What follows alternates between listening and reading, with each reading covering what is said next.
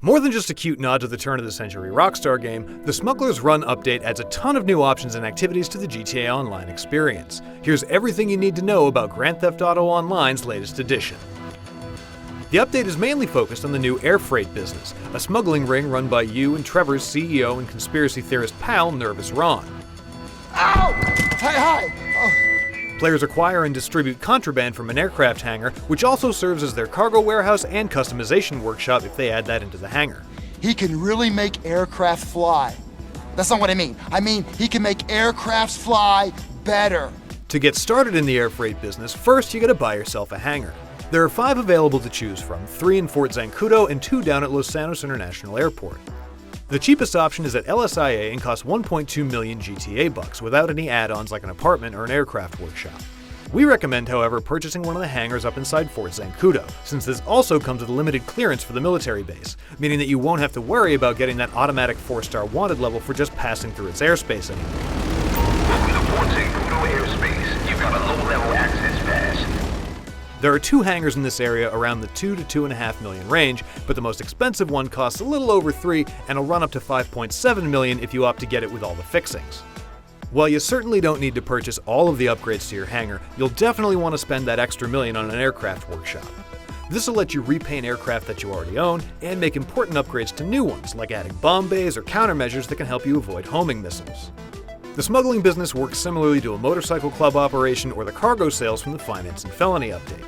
You'll complete sourcing missions where you legally acquire goods and cargo, and then sell those items for a neat little profit. Some types of cargo will be better defended than others.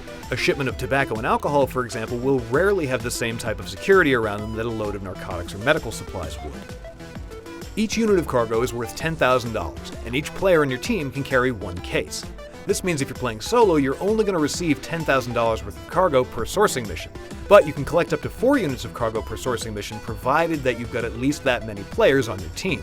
So be sure to get at least 3 prospects or associates together for peak efficiency. Once you've acquired enough cargo that you want to unload to your perfectly legitimate sales associates, you can earn bonuses for selling certain quantities of each type of cargo.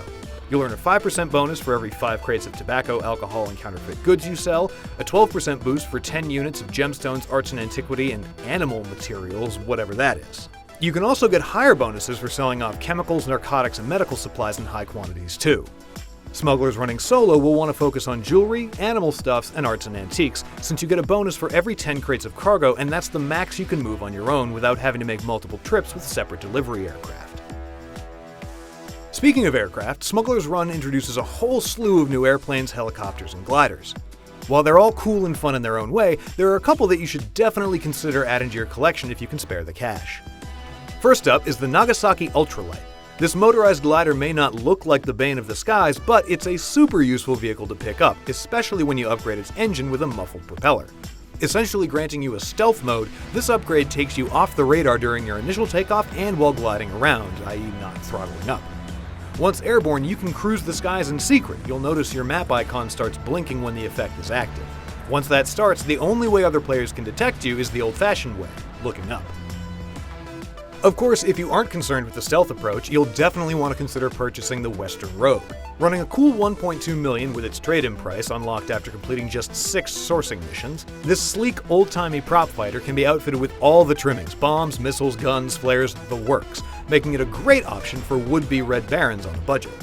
If money's no object, definitely consider picking up the Russian-made Molotov or the VTOL and JTOL-enabled Tula seaplane. If your wallet is limited though, it's likely we'll be seeing more aircraft coming up for sale down the road, so you may want to save your earnings until then.